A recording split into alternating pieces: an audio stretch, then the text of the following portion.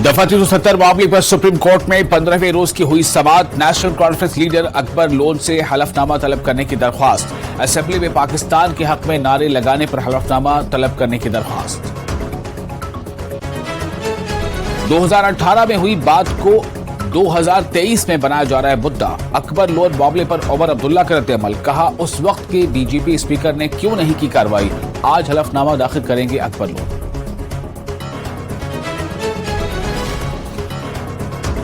जम्मू के ware house इलाके में 5 साल गुजर जाने के बाद भी डिप्टी कमिश्नर के ऑफिस की तामीर नहीं हो सकी।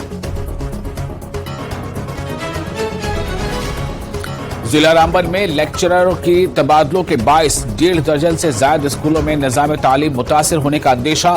सैकड़ों तलबा ने कौमी शाहराह पर किया एहतजाजी मुजाहरा।